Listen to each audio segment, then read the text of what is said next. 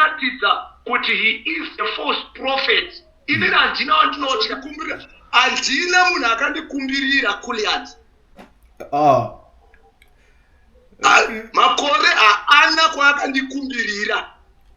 Okay. In the body of Christ, Bishop anobvumidzwa iri kutsura apostle and anenge ari pamusoro penhingirikini according to order yenhingirikini ndiani pepe? Pakati panani? Bishop na apostle. Because I understand kuti bishop it means senior pastor if I'm not mistaken. Apostle anenge ari nhingirikini. Yeah. Bishop. Asara bishop anotsiura apostle. Okay. Kulendi.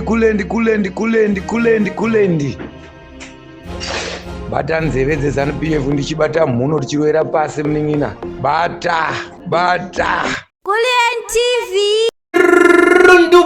Ladies and gentlemen, ndadzoka zvekare nema-updates pa one of the best YouTube channel yakagadzirwa kubva kuvanhu veZimbabwe. Kana muchinge matondoona kudai so munozviziva ende vakawanda munondiziva nemipiri yakawanda yekuti kana uchiziva kuti unodedzera kuti pasi neZANU-PF unotanga nekulaika kuti ZANU-PF iboyikane kutanga nekulaika zvizhinji zvetinoziva nazvo. But today ndauya nenyaya imwe iri different yandiri kusangana nayo ende pane nyaya iri kupisa panapa yakunetsa. Bishop Kevin Nyamakanga versus Apostle Makore. I understand kuti vanhu vazhinji vanogona kuva frustrations dzakasiyana-siyana vadini kamwe kakusanzwisisa nyaya iri panapa, but there's a reason yata kuti ndimboningirikana. Saka nhasi ndoda kuti munyatsodzikama kana kuti driver isa seat belt wonyatsonzwa nyaya dziri kuitika panapa unozonjajawo ndiwe. So ndigana ndangozivisa vari muSouth Africa wesanda register company ovhurwa FNB business account pane munhu anonzi Owen ndiye number 1 pakuita zvinhu izvozvo ishasha. Gara wabata Owen wotaura naye anokuregistera company okuvhurira FNB business account usina work permit kana kuti study permit. Chinongodiwa chete valid passport yako yoyo. Saka no permit no problem. Contact Owen on the numbers that are showing on the screen. Usaswera uchivharirwa nyaya dzemabank account nevanhu. Gara wabata Owen anongokuitira zvinhu zvako kwaunenge utori ikokoko. Saka zvamanje regedzai timbosangana ndikusanganisei na Bishop Kevin Nyamakanga tinzwe kuti nyaya iri yacho yakamira sei.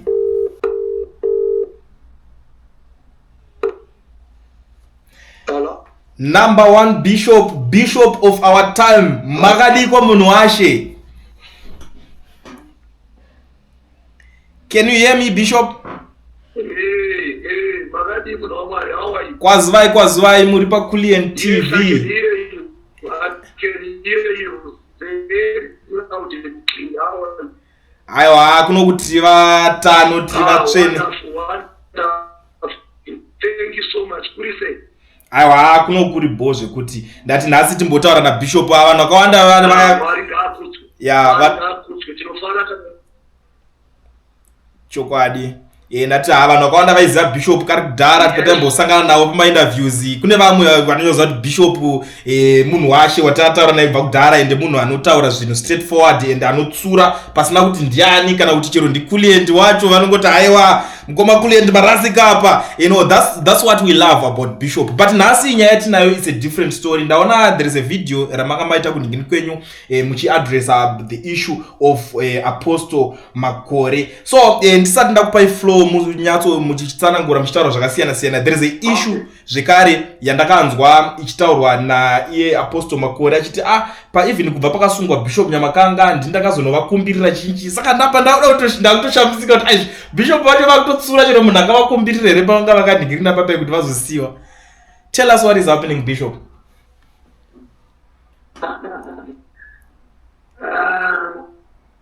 Thank you, Kulian. At least what the approach clarity, which is a very good thing. Kuti tikanzwa zvinhu tsvaga muridzi wenyaya womubvunza unyatsonzwa side renyaya, which is a very good thing.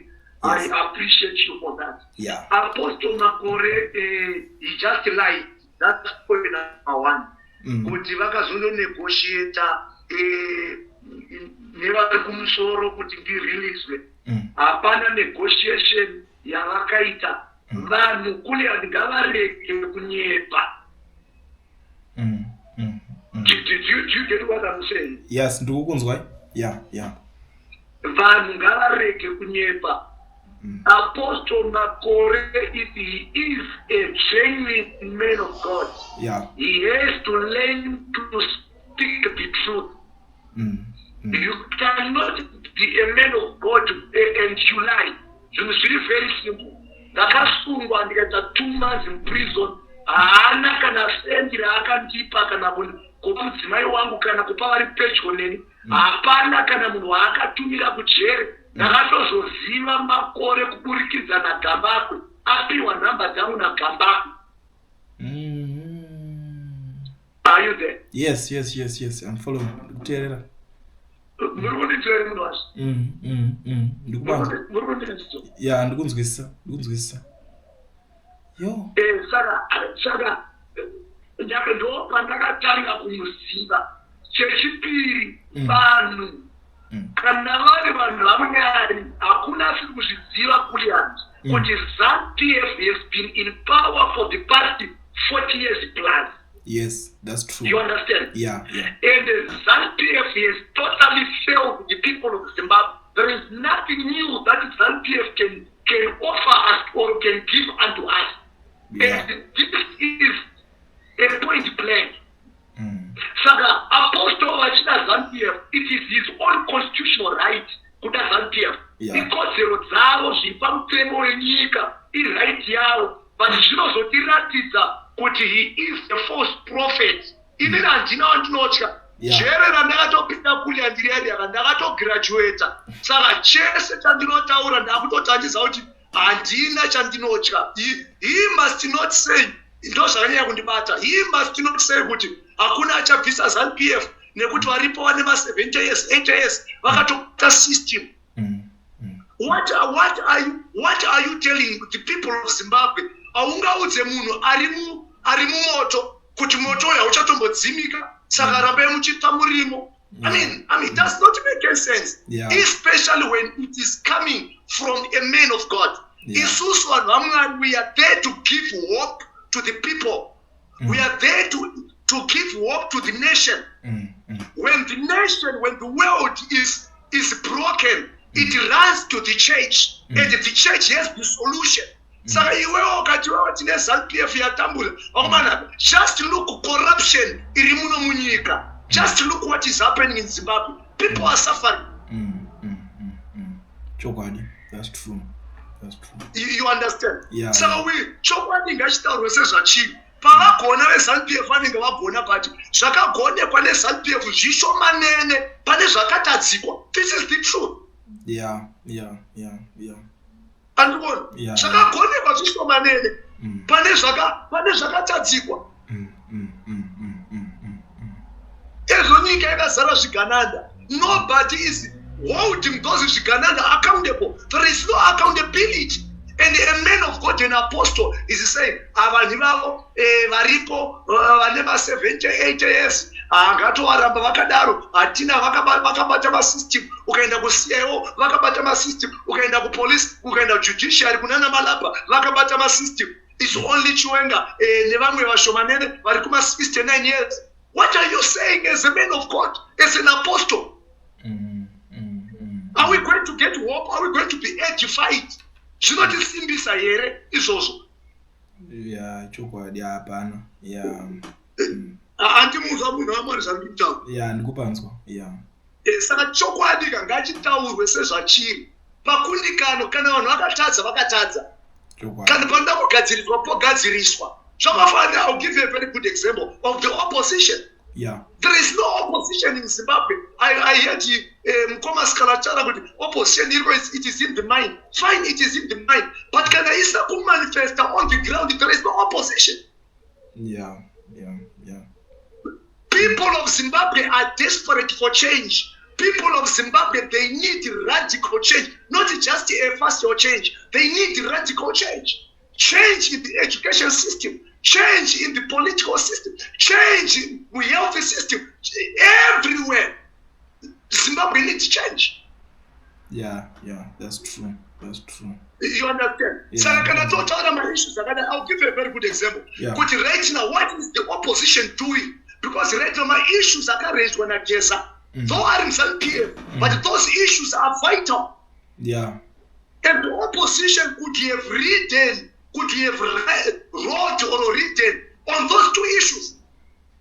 The amendment of the Constitution, which is the agenda which will put silently underground by ZANU-PF, 2030 agenda, 2030 mandate. The amendment of the Constitution. Kana tikasawana opposition inotaura about these things, especially kubatwa kwe Constitution. Then what else are they going to defend if they cannot defend the Constitution right now?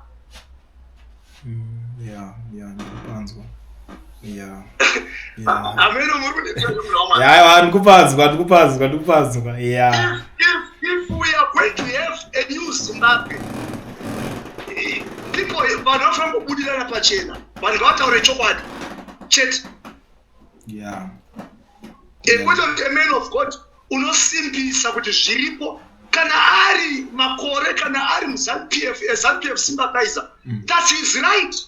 And then we just leave you like that because the Bible says when the righteous are in authority, people will rejoice. Now my question to you, Kulian, and all Zimbabwean citizens, are the people of Zimbabwe rejoicing? That's the question. No. If they are not rejoicing, so who is in authority? ZANU-PF. You see now? Sarah, that's why I was trying to tell Apostle Makore, is what I was on the Kumbira. Andina munakandi kumbirira Kulian. Makore ana kwakandi kumbirira. Okay, alright. That's the lie. Alright. The good thing is that akatozvitaura panapa and vanhu vakawanda vakatozvinzwa and vanhu vakatoona video racho achitonyatsotaura hake panapa ndikati it's okay. One day is one day. Bishop tunoita se tinozongotaura nawo tichasvika patichataura that day and he was saying kana uchitoda vafonera vaconnecta paCall ndikati no handisi kudaro vachauya vega voita se vopindura vega kana netime yavo. So nhasi I'm so happy kuti ndiningire. But I have another question, Bishop, kuti in the board of Christ Bishop anobvumidzwa ri kutsura apostle and anenge ari pamusoro penhingirikini according to order yenhingirikini ndiani pepe? Bishop na apostle, because I understand kuti bishop it means senior pastor if I'm not mistaken. Apostle anengari nigirikini. Bishop Masara bishop anotsiura apostle. Okay. It is an office of administration. Okay. All right. Apostle is a ministerial calling. Okay. All right. Those I'm Jerusalem. Jerusalem yaitugamirwa na Bishop James. James ndiye akangari the bishop of Jerusalem. Vana Paulo vakatondo introduce kunana James vakanga vari mabishop of Jerusalem. Okay. Adimo panzvisa. Saka besides ukatadza kana ukapotsa kunyange nini ndikapotsa tiri bishop iwe wakulia ndikazviona. By the end of the day, you refer to the word. You don't refer to the office. It is the word. You quote the word. Could I was bishop? Could I went in the office? Because it is not the office. The Christian life that I'm carrying. The life of Christ in me. It's not the office.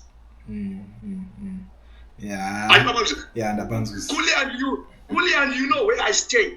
Pandakabva kujere wakauya ukandita interview. Ndakadi kukota kuti ndoda kutenda makore akazondiburisisa mujere.